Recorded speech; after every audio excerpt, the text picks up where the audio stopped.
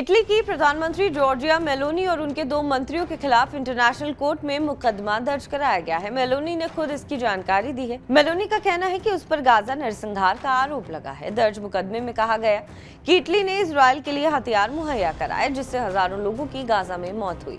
Italy की सरकारी agency RTE से बात करते हुए मेलोनी ने कहा, यह दुनिया का इकलौता मामला है, काफी आश्चर्यजनक। हम पर जो आरोप लगाए जा रहे हैं उसमें कोई दम नहीं है। मेरे रक्षा और विदेश विभाग के मंत्रियों पर भी मुकदमा दर्ज किया गया है। इटली की राष्ट्रीय सांख्यिकी एजेंसी के मुताबिक साल 2022 से 23 तक मेलोनी की सरकार ने तकरीबन 136.6 करोड़ रुपए के हथियार बेचे। इटली ने जो हथियार इजरायल को बेचे उसमें अधिकांश नौसैनिक तोपें, गोला बारूद और हथियार शामिल हैं। 2023 में आलोचना के बाद मेलोनी ने इजरायल को हथियार बेचना बंद कर दिया। इजरायल इसके बाद पूर्ण रूप से अमेरिका से ही सारा हथियार खरीदता रहा।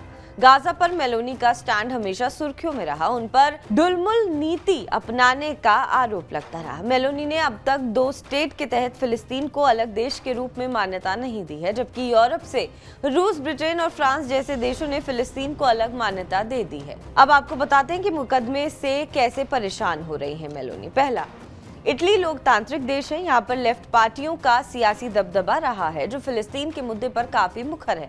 इस मुकदमे से मेलोनी पर सियासी दबाव बनेगा। 2027 में इटली में आम चुनाव होने हैं। मेलोनी पहले से गाजा मामले पर बैकफुट पर चल रही हैं। इस मुकदमे ने उनकी परेशानी और बढ़ा दी है। दूसरा, गाजा में नरसंहार का आरोप इजरायल के प्रधानमंत्री नेतन्याहू पर भी लगा था। नेतन्याहू पर यह आरोप भी साबित हुआ और उनके खिलाफ इंटरनेशनल कोर्ट ने वारंट जारी कर रखा है। हालांकि इजरायल इंटरनेशनल कोर्ट का सदस्य नहीं है, इसलिए नेतन्याहू पर ज्यादा फर्क नहीं पड़ा।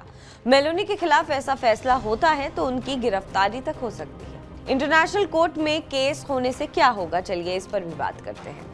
अंतर्राष्ट्रीय न्यायालय में मुकदमा होने के बाद सबसे पहले जज ये तय करते हैं कि इस केस को सुनना है या नहीं। इसके बाद संबंधित पक्ष को नोटिस दिया जाता है। लंबी सुनवाई के बाद जज अपना फैसला सुनाते हैं।